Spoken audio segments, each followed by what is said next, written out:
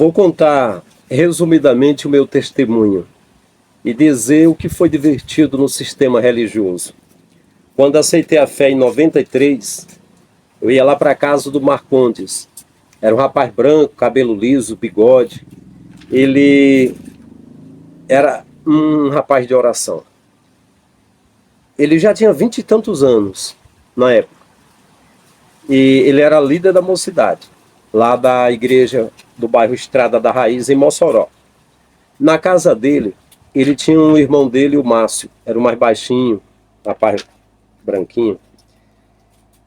E tinha um outro irmão chamado, parece-me que era Erosvaldo, também que era da família. E um amigo dele que estava sempre ali, que, se não me falha a memória, era vice-líder da mocidade, Josenildo. Esse pessoal, eles oravam direto. De dia, aí vamos orar, vamos orar. Era orando direto, o rosto brilhava. E eu orando também, o tempo todo com eles. Havia uma comunhão, um amor ali, muito grande. E eu lembro que em uma das vigílias, na casa do Marcondes, tinha um irmão lá, se não me falha a memória, era Jailton o nome dele. Um irmão fofinho. E a esposa dele, parece-me que era Vânia. Eu não lembro bem agora, faz muitos anos. E na oração ela estava pedindo para Deus dar um sinal para ela, para Deus falar com ela. E eu recebi na minha mente uma revelação e falei para ela: irmã,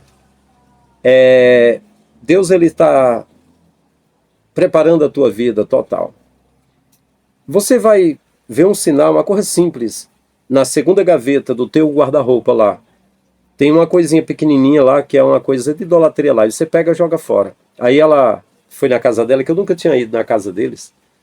Aí tinha uma imagenzinha de um santinho, eu acho que era na verdade uma fotozinha de um santinho. Eles ficaram maravilhados com aquilo, porque havia ali uma pureza, uma vontade de servir ao Criador, né?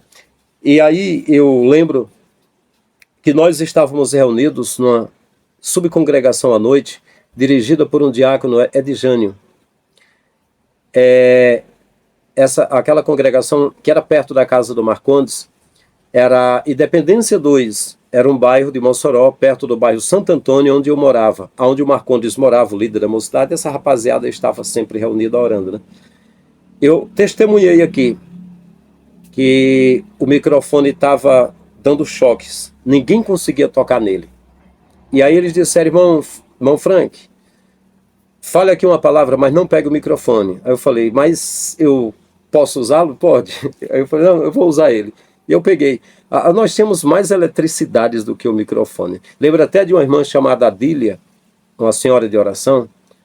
Ela estava conversando comigo e passou um carro de som grande, né? Fazendo um barulho. Ela disse: aquieta. Ela estendeu, falou aquieta, pum, parou. E aí, é interessante que naqueles dias eu estava morando uns dias com o meu irmão, recém-casado, o irmão Nequim, que na época ele era auxiliar de trabalho e eu logo fui ser auxiliar também. Lá no bairro Santo Antônio.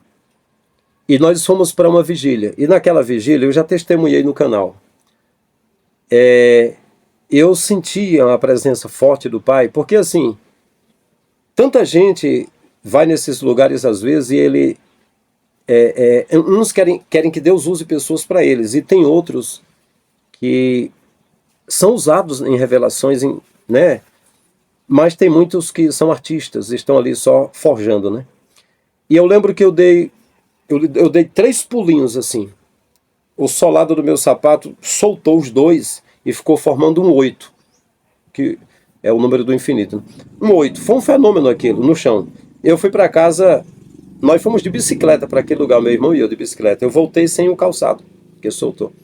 Aí me convidaram para uma vigília do Ageu.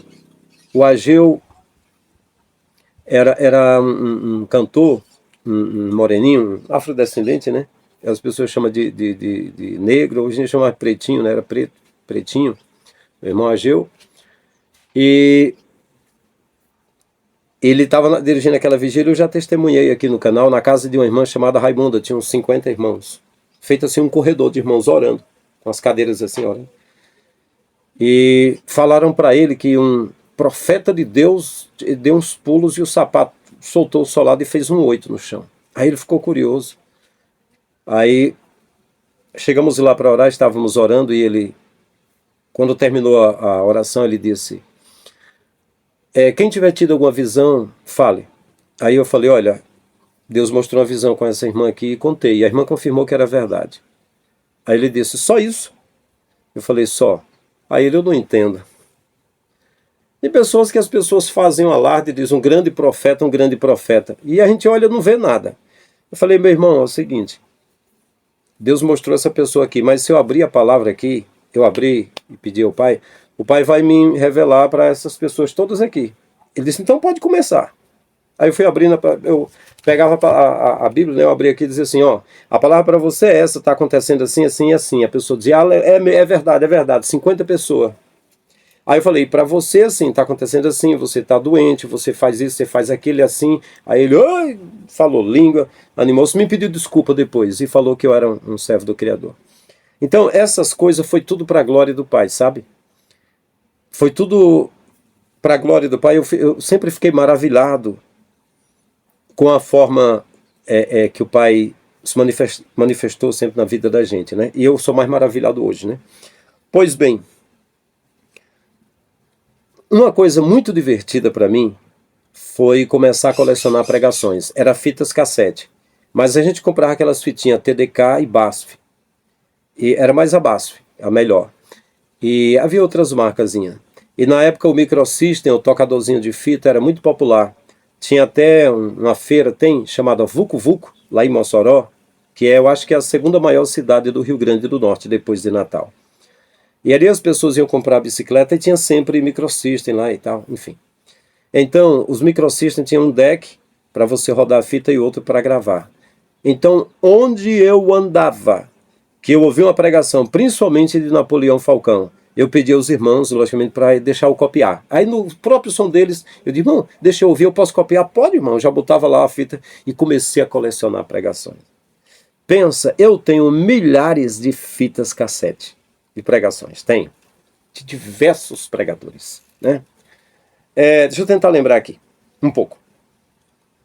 Mensagens do Henrique Jorge, aqui do Ceará. Ele foi seminarista em Pindamonhangaba, São Paulo, gravou muito aqui.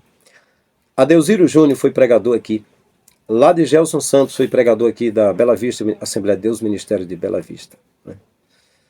Minhas pregações, 460 fitas que eu gravei de pregações, tenho elas guardadas. Lá do lado de Camboriú, né? Napoleão Falcão, Gesiel Gomes, Takayama, Gilmar Santos, Juarez de Oliveira, e outros que não pregaram lá, Juarez, Jackson Rodrigues, e uma infinidade de pregadores, Gilvan Rodrigues, muitos pregadores. Então, e depois disso, 10 anos pregando no Brasil, por onde eu passava que eu via pregações que eu podia, eu adquiria. Eu comprava, eu copiava, eu fazia isso. Então, eu vou dizer, viu, e principalmente as pregações de Napoleão. Eu gostava muito, era o pregador que eu mais achava divertido ouvi-lo. Essa forma de achar divertido passou. Hoje eu ouço, se eu fosse ouvir a mensagem de Napoleão, ele dá muito ênfase em cada palavra, em cada coisa ali, mas a bagagem, eu particularmente, eu acho muito pouquinha e muito controversa, muito do sistema, sabe? Eu já gostei muito das pregações de Napoleão. Eu lembro de uma pregação em Feira de Santana, que ele pregando dizia: quero agradecer ao pastor Severino Soares pelo convite, a essa pleiade de obreiros, não sei o que, aquela coisa. Eu ficava repetindo umas coisas, novo convertido, né? Ficava repetindo, tentando lembrar as pregações, né? Pregações em Camboriú, aquela coisa toda, né? Então isso para mim foi muito divertido. Hoje, se eu for ver as pregações, é muita linguiça, sabe? É muita coisa que não faz sentido, muita mentirada. Os pregadores, muita omissão, que deixaram, né, de falar a verdade. Mas sim, voltando para a diversão. Aí, eu encontrei um irmão chamado Adilson. E passando numa rua perto lá de casa, eu vi ele: ô irmão, você é crente? Pai do Senhor, Pai do Senhor. O irmão Edilson é cantor, ele gravou fita de. Ele se identificou comigo, começamos a conversar. Aí fizemos uma bela amizade. Ainda hoje nós somos amigos. Aí ele dizia que eu era o anjo, que o meu rosto era do anjo. Parecia um anjo, aí ele olhava para mim e dizia: eita, Deus, chega, brilha. É um anjo. Aí nós viajamos para Caraúbas, Governador de Zé Rosado, Mirandas, Areia Branca, Grossos, diversas cidades. Diversas cidades do Rio Grande do Norte. E uma comunhão muito grande. Foi muito, muito, muito divertido, né? Aí eu lembro, na época, ele estava noivo com uma irmã chamada Patrícia, lá eu acho que era Caraúbas. E eu lembro que ele disse: tem uma festa em Governador de Zé Rosado. Tem uma festa lá de um pastor chamado Filho, está fazendo um congresso de mocidade. Mas eu estou indo para Mirandas, para uma cidade lá vizinha. Passa por lá, se não me falha a memória, passava perto. Aí eu disse: eu quero ir contigo, mas eu queria ir em Governador de Zé Rosado. Ele disse: mas vamos para Mirandas. Acho que era Miranda. Nós fomos. Quando chegamos lá na fronteira da cidade, eu falei: irmão Edilson, eu vou voltar, eu vou para Governador de Zé Rosado, eu tenho uma direção de ir para lá. Aí ele: tá bom, eu fui. Aí cheguei lá na festa de mocidade, eu fiquei lá perdido, lá no meio, né? Mas aí tinha um pregador, eu acho que o nome dele era Francisco Raimundo, pregador alto, né? Bem conhecido no Rio Grande do Norte, acho que era Francisco Raimundo, pregando lá no congresso. Aí eu cheguei e comecei a conversar com a mocidade, com as pessoas, assim. Aí eu falei: eu sou pregador. Eu digo: eu estou aqui vindo na festa, né? Aí disseram assim para o pastor Filho: dá uma oportunidade para ele falar uma palavra. Aí à tarde eu falei uma palavra, aí eles se alegraram muito. Aí quando foi à noite, eu estava lá orando, eu era auxiliar, eu estava numa segunda fileira atrás, assim, nos pastores, né? Tinha umas fileiras lá de cadeiras, né? Na parte lá da igreja, do púlpito. E eu estava lá no local, eu disse assim. Aí eu senti a palavra estava em mim, estava fluindo a palavra. Aí eu disse: pai, se eu vou pregar aqui, que eu não sei, não era um congresso. À tarde quem pregou foi aquele pastor Francisco Raimundo, pregador famoso. E eu era apenas um jovem ali, de 17 anos. Se eu for pregar, eu quero que o pastor olhe para mim agora e fale comigo. Aí ele olhou, por cima todo mundo olhou e disse: o pregador hoje à noite é esse jovem que está aqui. Apontou bem para o meu rosto. Quando eu comecei a falar, as duas filhas gêmeas dele, do pastor Filho, começaram a dançar no espírito, assim. Foi uma maravilha, sabe? Coisas inigualáveis, coisas muito divertidas. Agora, abreviando aqui, quando eu vou para a questão do templo, né? A questão do templo. Falar em alguma igreja, você chega e fala, as pessoas se alegram, mas se for ver o proceder do seu caminho, a verdade que você prega, se você amadurece, né? Eu tinha 17 anos, hoje eu tenho mais de 40. E você vai falar, a maioria dos líderes não vão mais aceitar, né? No meu caso aqui, né? Não vão querer, porque não vai servir para eles. Eles me convidam muito, mas eu digo que eu vou atrapalhar eles, vou desfazer o trabalho deles, não dá certo. A questão do templo. Eu insisti com 2 irmãos para falar para mim a palavra. Esperei 15 minutos, eles conversando com a minha irmã, pedi que abrisse a Bíblia, pedi que lesse um texto, pedi que orasse por mim, me ajoelhei, eles não oraram quase nada. Aí quando eu fui no templo a primeira vez, eu já testemunhei aqui, no bairro Estrada da Raiz, o pastor praticamente me expulsou. Porque durante o dia, 2 irmãos conversaram sobre Trindade e Unicidade. E eu fiquei só ouvindo, maravilhado. Quando foi à noite, ele me chamou e disse: você está com a nova doutrina? Eu falei: nova doutrina? Eu estou vindo a primeira vez aqui, eu aceitei a fé hoje. E ele ficou olhando para mim, e quem tem cabeça para pensar, pensa. E eu entendi, eu disse: irmão, se o irmão quiser, eu vou embora da igreja. Ele ficou calado, eu fui embora. Aí procurei uma igreja chamada Vida Nova, que tinha um irmão chamado Roberto, era o pastor presidente, o Ricardo era o vice-presidente, era um diácono, e tinha o Nilson, que era um seminarista, que eu comprei o curso do seminário dele, que ele fez, assim, uns livros, umas coisas. Era evangelista de lá, né? Aí eu descobri que eles não eram casados e que eles não tinham compromisso, assim, pegava quem quiser, sabe? Aí eu fiquei escandalizado, eu era novo convertido, né? Aí saí de lá. Aí voltei, não, vou continuar na Assembleia. Vizinha minha casa tinha o irmão Wilson, que tinha uma garagem e doou para ser um ponto de pregação. Mas tinha a congregação do Conjunto Nova Vida, eu já dei testemunho aqui. Eu falei, eu vou para lá. No primeiro culto que eu fui, teve uma ceia, aí um pastor, um pretinho também, chamado Francisco José, que ele foi até pastor aqui em Quixeré, Ceará. Ele foi para lá, já dei testemunho aqui. Ficou olhando para mim sem parar. Quando terminou o culto, chamou o dirigente e disse, esse cara, isso é um prostituto, um adúltero, é junto com a mulher lá da abolição. Aí o meu vizinho disse, não, ele é novo convertido, nem namorado ele tem. Eu conheço ele. Ele não tem. Pastor, tá me chamando de mentiroso? Eu conheço esse cara. Aí, quando eu fui passar 6 meses na Maísa, que é Rio Grande do Norte, lá com uma tia minha, trabalhei 6 meses lá na empresa, aí tinha um pastor lá, Josias. Ele viu, eles me davam oportunidade, eu pregava e tudo, eu não andava, eu só orava e jejuava e trabalhava e dava uma palavra. Aí depois eu soube que eles tinham um ciúme lá, tinham um ciúme. Aí o próprio pastor Josias me deu um livro, Como Preparar Sermões Bíblicos, de James Braga. Mas as pessoas do templo me via e sentia um ciúme, uma inveja, queria disputar comigo. Aí eu lembro que na sede de Mossoró, eu fui a primeira vez, estava lá, Martim Alves da Silva, presidente, vice Diomedes. Segundo vice, eu acho que era Diocleciano. O pastor, representante das missões, coordenador de missões, era José Hermínio Pereira da Silva, era um pretinho, um amigo meu. Quando eu cheguei lá, quem é que estava lá? Sentado lá no púlpito? Francisco José, o que foi lá nascer no Conjunto Nova Vida e ficou dizendo que eu era um adúltero. Estava lá, olhou para o meu rosto, começou a falar nos ouvidos do pastor e apontar para mim. Eu falei, isso não é obra de Deus, não.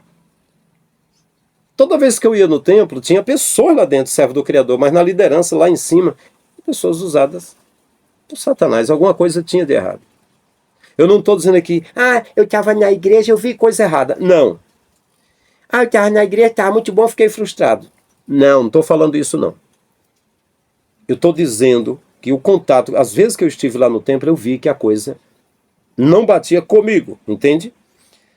E aí eu vim. Para onde eu nasci, Lagoinha, Quixeré, Ceará. Eu vim para cá. Já contei esse testemunho aqui. Tinha um senhor chamado Loyola na Assembleia de Deus. Ele me viu de terno e gravata e uma valise na mão, me chamou para o púlpito, perguntou quantos anos eu tinha de crente, que eu ia ser o pregador da noite. Eu falei que tinha poucos meses. Aí ele disse, então você vai dar só uma saudação. Eu falei, tá bom. A saudação era 3 minutos ou 5. Eu falei, irmãos, a saudação é 2 a 3 minutos, eu vou ler um texto aqui, comecei a falar a palavra, ele puxou meu paletó e disse que não era para pregar, era para dar uma saudação. Mas eu podia aproveitar minha saudação, mas ele não deixou. E passou um ano, eu passei um ano evangelizando aqui. Ele nem suportava olhar para mim, não falar comigo, ficou de mal comigo, só porque eu fui aproveitar 5 minutos falando. Então vocês já veem aí que o templo não era meu lugar. Não, mas sempre tem crentes vagabundos que pegam o que a gente fala e fica distorcendo.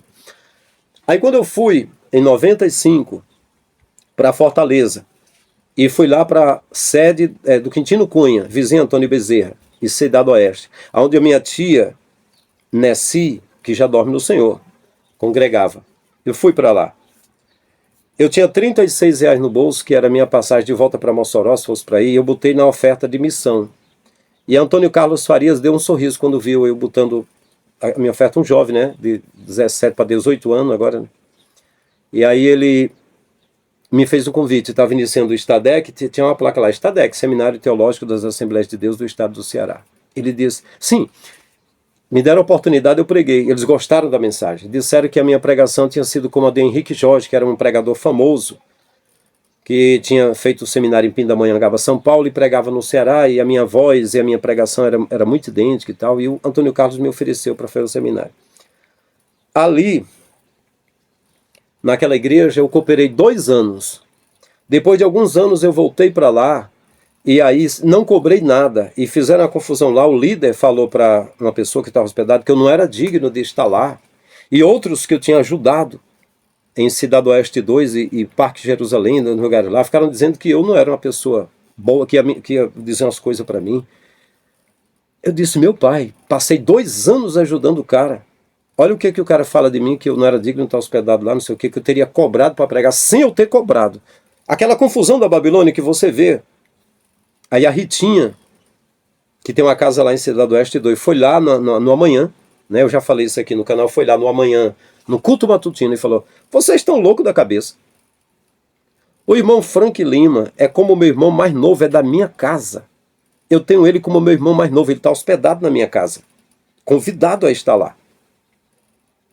A gente sempre orou junto, ele ajudou vocês aqui 2 anos, depois vocês dizendo que ele estava cobrando para pregar, que ia falar coisa para ele, que ele não era digno. Vocês estão loucos da cabeça, o que houve com vocês? Quer dizer, parece que o espírito das pessoas que estão no sistema não batia com o espírito do Frank, não. Não dava, não. E parece-me também que aconteceu a mesma coisa com o Messias. Quando ele entrou no templo em Jerusalém a primeira vez, eu não estou falando do alpendre, do pórtico, eu não estou falando da calçada, eu não estou falando da parte de fora. Eu estou falando da repartição que ele chamava de lugar santo. Eu estou falando do lugar que ele chamava Santo dos Santos. Eu estou dizendo ele passar pela porta chamada Formosa e lá dentro, onde tinha varapaus, onde tinha pedras, onde tinha guardas do Império Romano lá, servindo de presbíteros para matar pessoas quando precisasse, né? Ao invés de orar era para matar. Quando ele abriu o rolo do profeta Isaías e disse: o Espírito do Senhor está sobre mim, porque me ungiu para pregar boas novas aos quebrantados, a pregar o ano aceitável do Senhor, a liberdade aos cativos e tudo. E quando fechou o livro, ele disse: hoje se cumpriu essa palavra diante dos vossos olhos. Tentaram apedrejá-lo, e uma segunda vez, quando ele entrou nessa câmara lá deles, tentaram jogar pela janela. Então Jesus passou a ficar lá fora, na parte de fora, na parte da calçada, como se fosse a Praça da Sé. E lá na parede de fora tinha caixinhas lá na pedra, onde botavam oferta, onde ele viu a viúva botando as ofertas. E todos os dias ele estava lá no templo, na parte de fora, falando. Não era dando glória e fazendo liturgia lá dentro e dirigindo o culto, não. Se ele entrasse lá dentro, pegavam ele e matava. E ele ia morrer antes da hora. Ele tinha uma hora certa de ser entregue na mão dos pecadores. Então ele estava do lado de fora. E está escrito: e todos os dias ensinava no templo, e os principais sacerdotes e os maiorais tentavam matá-lo. Tentavam ocasião para pegá-lo, para matá-lo. Se ele entrar aqui dentro, a gente pega e mata. Vou dar um exemplo. Quando, também, semelhante ao Frank, Pedro e Tiago entraram no templo, prenderam os dois, mataram Tiago a fio de espada. Entraram no culto deles lá, entende? E prenderam Pedro, e ficou preso com 3 divisórias de grades de ferro. E um anjo foi lá, a igreja orando por Pedro, e abriu a prisão e Pedro saiu. E uma menina viu uma pessoa batendo na porta, e aí abriu e falou: irmão Pedro, já tinha sido solto, né? O anjo foi lá e abriu a prisão.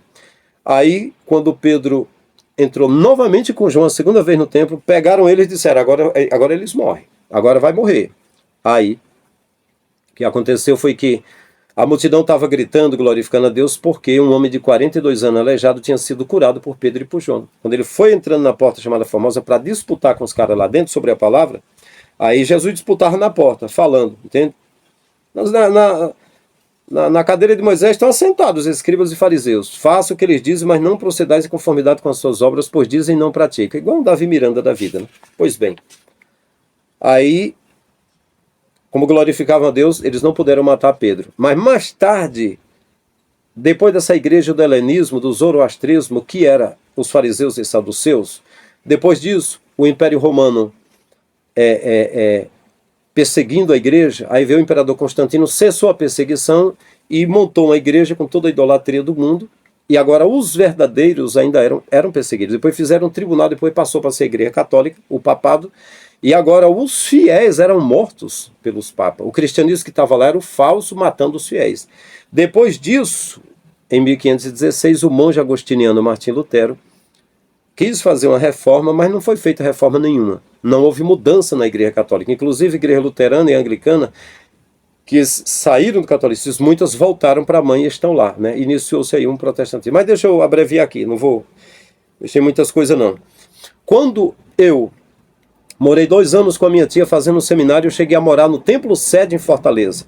Aí, eu estava precisando de recurso, dinheiro, e eu ia ter de ir embora. Digo, eu vou para casa, eu vou voltar para Mossoró, onde meus pais estariam. Depois vieram de volta aqui para o Ceará. Aí o coordenador, José Walter da Silveira Filho, irmão Walter, disse: não, nós vamos cuidar de você. O que você precisa? Eu falei, eu não tenho dinheiro para comprar comida, eu não tenho onde ficar, e é hora de voltar. Eu disse, não, o Joaquim Barros, coordenador da ETAD, da Escola de Educação Teológica, que foi um seminário fundado pelo missionário americano Bernard Johnson, ele vai dar um chique refeição para você, você vai atender algumas agendas, né? Aí eu tinha as fitas, alguma apostilha, né? E aí, vamos arranjar um lugar para você ficar. E arranjaram para eu ficar uns dias em Caucaia, numa grande cidade que faz parte da área metropolitana de Fortaleza, a Igreja do Castelo, para um castelinho, né? Eu fiquei lá em cima na Torre do Castelo, com o pastor Elildes Fernandes, se me falha a memória. Na ocasião, eu conheci um dos meus melhores amigos do Ceará, o pastor Samuel Silva, era coordenador de missões, fez a agenda 6 meses para eu pregar em culto de missões. Teve gente que ficou com ciúme lá. Aí eu lembro que lá o vice-presidente, pastor Pedro Cavalcante, começou a apontar para eu ensinar em seminários. Aí tinha o coordenador do seminário ETAD, que me convidava para ensinar alguns núcleos, e tinha a secretária Nilce Bastos. A Nilce Bastos, ela era muito do sistema, do negócio assim. Ela agendava para os professores serem encaixados em núcleos de seminário, né? Toda vez que Joaquim Barros arranjava algum núcleo de seminário para eu ensinar, ela corria e botava outro no meu lugar. Um cara que já ganhava vários salários, mas ela queria que eu morresse e me acabasse. Nilce Bastos. Era a mesma, era igual o Francisco Raimundo, que disse que eu era junto com uma pessoa lá de Mossoró. Era igual o Francisco Leite, que queria que eu fosse embora da igreja, novo convertido, né? Era aquele espírito, sabe, do Loyola, que eu preguei uma vez, ele puxou no meu paletó, aquele espírito estava lá na Nilce Bastos, uma mulher lá, que era a secretária do seminário. Eu lembro, eu fui convidado para ensinar no Conjunto Ceará, a segunda etapa, num local chamado Três Bocas. Eu fui convidado para ficar ensinando no Padre Andrade, fui convidado para ensinar em Morada Nova e em Jaguaruana. Todo lugar que agendavam, ela ia, tirava e botava outro no meu lugar. Eu lembro que o pastor, vice-presidente da convenção, me chamou lá na diretoria e ela estava presente e disse, Frank, eu vou enviar você toda quarta-feira para a igreja do pastor Severino Ferreira de Lucena. Você vai ganhar um salário dele lá. Você vai ensinar lá, ETAD. E aí ele disse, vou enviar você para um bairro chamado Três Bocas, já conversei com ele lá, você vai ensinar lá numa segunda-feira. E no domingo, pela à tarde, se não me falha, ou era domingo ou era sábado, você vai para Conjunto Ceará, a segunda etapa, é um irmão chamado Décio, eu já conversei com ele. Aí a Nilce Bastos disse, olha, você não pode atrasar nem um minuto, senão eu quebro as tuas pernas. Aí eu falei, se atrasar, pode quebrar as pernas, os braços e o pescoço, eu vou estar lá. No dia que eu fui, aí eu fui lá, no Conjunto Ceará, na segunda etapa, dei aula lá, no seminário ETAD. Eles iam também me ajudar com meio salário, era um salário. Aí, fiquei certo de ir para Morada Nova. Aí fui lá em Três Bocas, peguei o primeiro ônibus que apareceu, de manhã cheguei lá. Quando eu cheguei lá, aí tinha um professor nosso, um professor do Estadec, que era do Antigo Testamento, era o Maia, muito brincalhão. Ela disse, atrasou um minuto, ó, tá aqui, já trouxe o Maia, ó, vai ser professor no teu lugar. E aí, lá no Décio, já mudei, tem outro professor lá. E lá para Morada Nova nem precisa ir mais. Aí eu procurei o vice-presidente e disse para ele, pastor, eu fiz tudo certo. Mas essa mulher aí, ela quer que eu morra. Ela não quer. Aí o pastor disse, você tem namorado? Eu falei, faz 3 dias que eu tenho. Disse, pronto, eu tenho uma obra com você. Assim que você casar, eu dou um presente a você. Aí eu casei, ele mandou escolher entre 3 campos que tinha. Era uma cidade chamada Porteira, que ficava pro lado da Paraíba, né? Era Ceará. E tinha uma chamada Ipaporanga, que ficava para a região de Crateús, que é uma cidade que tem faculdades, né? E tinha um distrito chamado Marruais, que ficava para o lado de Itauá, que é mais para a região do lado do Piauí, né? Eu perguntei a ele qual era o lugar mais difícil, que ninguém queria ir, e fui para Marruais, né? Fui para esse primeiro campo, no ano de 97. Com 21 aninhos. Fui o pastor mais novo do Ceará durante 8 anos. Abreviando, então, fazer seminário foi divertido. Eu fazia parte de uma turma de 63 pessoas. Foi muito divertido. Pregar a capela, primeiras pregações para testar se a gente estava afiado, né, com a nossa homilética, com a nossa arte de falar. Foi muito divertido, eu me destaquei na pregação.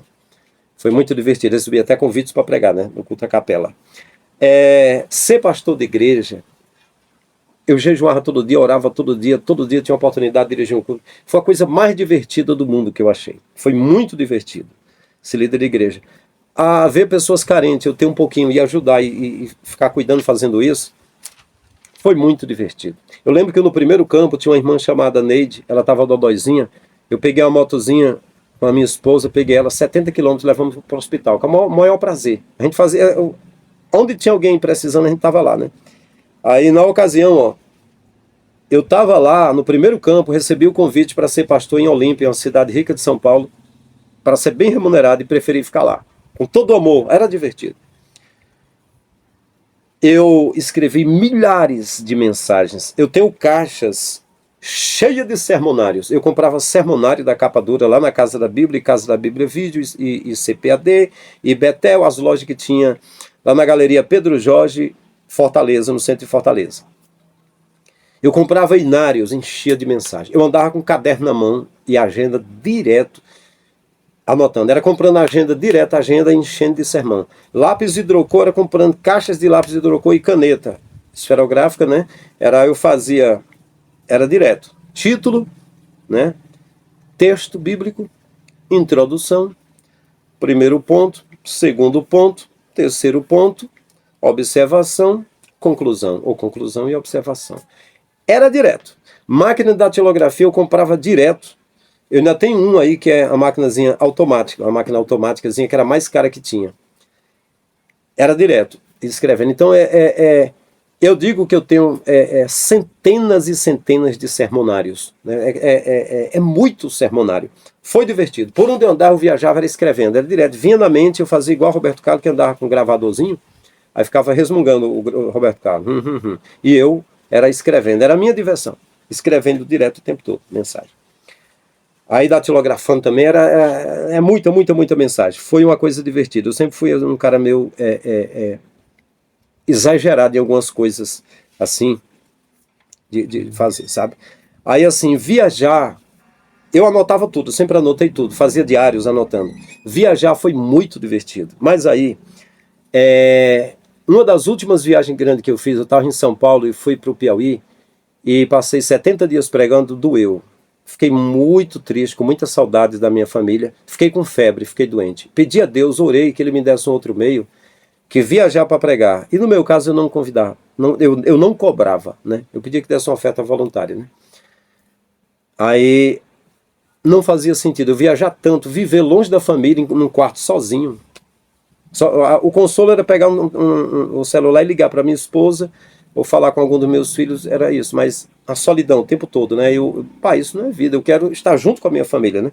Eu orei ao Pai e o Pai tratou de eu estar mais junto com a minha família. E para concluir, chegou o momento, eu percebi a corrupção, né? Em 2011 eu vim aqui em Fortaleza, eu estava morando em São Paulo. Quando eu cheguei, tinha uma nova leva de evangelistas, de obreiros novos pregando aqui. E eu vi a forma do sistema, né? Eles já tinham até organizado uma forma de cobrar uma quantia em dinheiro para poder se manter, aquela coisa toda. E até passaram para mim que tinha que ser uma coisa bem organizada financeiramente, tudo para uma coisa assim. Mas eu comecei a ver, havia vários pregadores que o modelo da mensagem deles era só prosperidade, era mensagem de autoajuda. Eu comecei a sentir, não me sentir em paz na Assembleia de Deus mesmo. Aí um amigo meu provou o envolvimento de líderes com a maçonaria, né? Ter vários líderes envolvidos com homossexualismo, entre eles, isso não me escandalizou. Envolvidos com roubo, não me escandalizou. E ao ser envolvidos com a maçonaria, eu sabia que havia poderes ali norteando as lideranças, e isso, eu sempre gostei de um ambiente que tivesse calor. E o ambiente que tem calor é a minha casa, é a minha família, né? Algumas pessoas que a gente tem em comunhão. Então eu passei a não me sentir mais bem. não queria mais fazer parte. Aí eu pensei, ora, o último lugar, eu não queria mais ser líder de igreja, né? O último lugar que eu quero ir é Camboriú. Aí fui em Camboriú, cheguei lá, achei tão divertido. Eu fui convidado em 2008 pela irmã de Davi Miranda, Araci Miranda, falou de mim para o pastor Cisino. E quando foi em 2011 eu fui, cheguei lá, falei com o pastor Cisino, ele pegou na minha mão, oramos juntos, falei com o pastor Reuel, me deram a oportunidade para pregar num domingo, fizeram uma agenda para mim na terça-feira, a primeira palavra que eu falei está aqui no canal. Preguei em várias igrejas, mas aí, a partir do primeiro dia que eu estava atendendo, depois do domingo que eu dei uma palavra, acreditando um pouco mais nas pessoas, que aí eu fui ver que era uma corrupção só, aí eu disse, pai, as pregações que eu preguei foi desfazendo o que eles pregavam, o que Marco Feliciano pregava, o que Adeildo pregava, o que Elson de Assis pregava. Eu pregava nas igrejas e dizia que aquilo era tudo mentira, e sabe o que os líderes diziam? É verdade, você tem razão. É verdade. O primeiro que falou isso foi Raimundo Nonato, da Nova Camboriú, é um bairro lá, tinha um evangelista lá com ele, e ele ficou com o olho fechado o tempo todo quando eu preguei e falou, olha, foi o primeiro pregador que tudo que ele pregou eu senti inspiração do Criador, não teve nada fabricado, foi de consciência para consciência, esse homem é sincero, é verdadeiro. Pregou a verdade aqui. E os outros testificaram. Mas aí eu vi que para eu ser pregador, para pregar no ginásio, para fazer tudo aquilo, eu teria de tirar muito dinheiro, ofertas, agradar ao pastor Cisino na época, a família Cisino, ser um mercenário, então eu não quis. Eu com alegria saí de lá e eu retornei 3 vezes em 2011, atendendo agendas e até me hospedando com amigos lá. Me hospedei a primeira vez lá na sede do pavilhão, lá, eu estive lá hospedado. E a segunda e a terceira vez foi com amigos. E aí, enfim, foi divertido. Nós fomos lá para a tenda de balneário. Lá tem em balneário uma tendazinha que você, no meio das plantas, no meio de uma plantação linda, maravilhosa, você vai subindo uns degrauzinhos, aí tem as plaquinhas com versículo bíblico e umas árvores tão lindas. Aí você chega lá e quando cheguei lá, a revelação correu solta, né? O pai me revelou a vida de muita gente. Antes de ir para a tenda, tinha 2 moças, uma loira e uma morena, sentada num banquinho. Eu ia com uns amigos meus, com 2 amigos, orar, lá em balneário. E aí eu falei, se quiser ir caminhando ou aguardar um pouquinho, eu tenho uma palavra aqui. Aí falei para uma morena, você brigou com o namorado, quer viajar, eu vejo um acidente acontecendo, não viaje agora, fique em paz e tal. Ela falou, é verdade. Aí eu falei para outra, você tem 20 e poucos aninhos, não se preocupe, você vai casar, você é cantora e você vai cantar bastante. Aí ela, é verdade mesmo. Aí ela disse, eu vou te dar um CD de presente, eu tenho aqui na minha bolsa. Aí disse, e você será pregador do amor, você vai pregar amor. Vocês veem, né? O pastor Frank aqui, né? Eu xingo esses bodes, esses lixos, esses filhos da P babilônica, esses diabos aí, esses Zé Ruela. Mas você vê, né? O pai me chamou para pregar amor. E até então, até eu estar aqui com o canal, vocês acreditam que nunca eu falei palavrão, falei nada? Vigiando na palavra, vigiando no olhar, vigiando na roupa, vigiando em tudo. Mas isso serve para quê? Isso serviu para quê? Só para homens. Esse blazer que eu ponho aqui, é só homem que vê. Ah, ele está de terno, então Pablo Marçal botava terno e boné, pronto. Eu me inspirei na roupa do Pablo Marçal, porque não tem nenhum pastor que bota boné. Mas só que eu comecei a ficar calvo.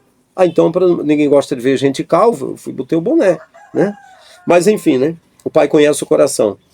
Aí eu saí de Camboriú e falei, pai, a corrupção é tão grande, eu agora não vou fazer o que o pai me der, vou voltar para o interior do Ceará, que eu estava morando em São Paulo, não vou mais pregar não. Eu sempre achei tão divertido pregar, tão divertido. Colecionar pregações, juntar DVDs. DVDs, coleção de DVD de pregador, todo tipo que você possa imaginar, né? Sempre achei divertido. Mas aí eu vi, aí essa irmã, uma loura, falou para mim, você vai pregar mensagem de amor, você vai falar mensagem de amor. Aí eu voltei para São Paulo, saí de uma estação de trem, saí numa passarela descendo para pegar a pista, para ir para casa, para ir lá para a Cota 95, que fazia parte de Cubatão, faz parte de Cubatão, né? Aí uma mocinha de uns 15 anos pegou na minha mão e disse, servo de Deus, você é um pastor evangélico e tal, que está dizendo que não vai mais pregar. É o contrário. Você vai pregar mais ainda, porque agora você está livre. Você conhece a verdade. Agora você vai ser mais útil para o Pai. Você vai falar tudo. Você vai falar tudo que você quiser falar. Que você está livre. Então eu retornei aqui para o Ceará.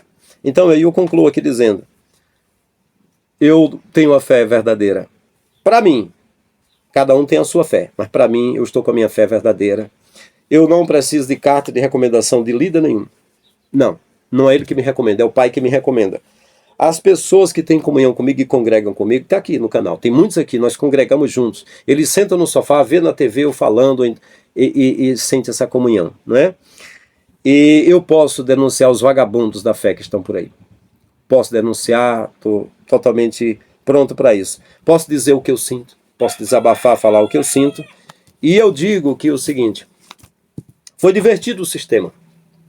O sistema, ele me quis. Os homens sempre teve homens do sistema bons. Lá em Mossoró, onde tinha lá o Zé Ruela do Zé Francisco, onde o Francisco José, outro Zé Ruela lá, né? Mas lá tinha o Hermínio Pereira da Silva, que era meu amigo, o coordenador de missões lá. Ele, pretinho, viu? Moreninho, ele.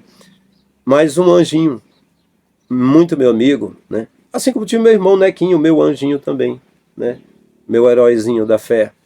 Eu até morei com ele lá. Meus irmãos, minha família. Enfim, né? E muito servo de Deus. Mas eu digo que, assim, o sistema sempre... o sistema, por mais que tenha alguém que simpatize com Jesus, né? Aí tem o que no sistema? Digamos assim, ó. Religioso e romano. Na época do Messias, AD, Anno Domini. Nem AC antes de Cristo, nem DC depois de Cristo. Anno Domini, ano do Senhor. Ele estava lá. Tinha o Sinédrio, né? Tinha o partido dos fariseus, dos saduceus, tinha alexandrinos e herodianos, cesarianos, tinha os que adoravam o próprio imperador, tinha os que veneravam o próprio príncipe da Judéia, Herodes, entende? Tinha Davi Miranda, é um cara venerado, as pessoas não dizem que é veneração não, pegam até o lenço, o óculos, as coisas dele, fazem até chaveirinho com ele, é venerado, virou uma divindade. Eu fiquei abismado também, que a Ellen G. White, da Adventista do Sétimo Dia, eu vi irmãos dizendo, não, ela é uma luz, só que Jesus é a luz maior. Poxa, que coisa, viu? Então, assim, fora do sistema, eu olho, eu vejo, eu nunca mais quero fazer parte. Eu não tenho sombra de dúvida que é a grande Babilônia, que é inimiga do Messias, do Cordeiro, é inimigo do Pai. Então, assim, esse cristianismo que está aí está na grande Babilônia. O fenômeno que está acontecendo, os que chamam de desigrejados, é realmente o povo do Messias. É aquele que Jesus disse, as minhas ovelhas ouvem a minha voz e eu as chamo para fora. Não é? Jesus disse, eu sou a porta, quem entrar por mim entrará e sairá e achará pastagem. Isso aqui que eu estou dando para vocês é pasto. Né? O meu testemunho, falando o que eu vi, e repito, não tem frustração. Ontem eu conversava com o meu irmão mais novo, foi uma conversa muito boa, né? O Francisco Chaga, meu irmão. Ele já morou comigo, eu chamei ele para o quadro de auxiliares, e nós trabalhamos juntos. E ele, reiteradas vezes, disse que o período que trabalhamos juntos na igreja de Catarina, eu era pastor em Catarina, foi o melhor período espiritual da vida dele. Ele era adolescente e eu estava ali. E aí a gente conversou, ele até mencionou, disse assim, de uma certa forma você teve frustrações. Eu falei, não foi frustrações. Foi uma direção que o Criador me deu. Porque assim, eu não tenho frustração.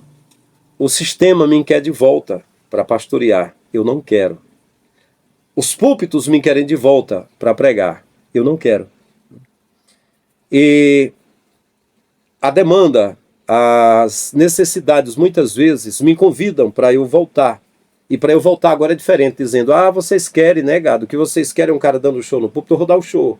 O que vocês querem é um pastor com vocês lá pregando bonito, orando, jejuando. Eu posso fazer isso e pegar o dinheiro de vocês, que eu nunca fiz.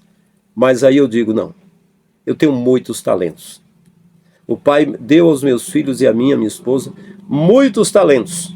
Eu vou ficar por aqui e não vou querer o sistema. Foi divertido. Durante o tempo que eu estava no sistema, eu não atentava para o sistema. Eu buscava o Pai de todo o coração.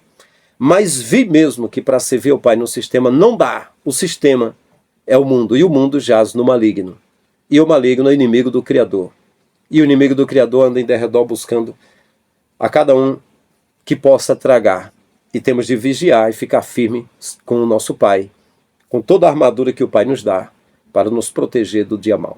Que o Pai nos guarde do dia mau, de ainda enfileirarmos as fileiras da grande Babilônia, da grande prostituta, daquilo que causa a ira do Criador.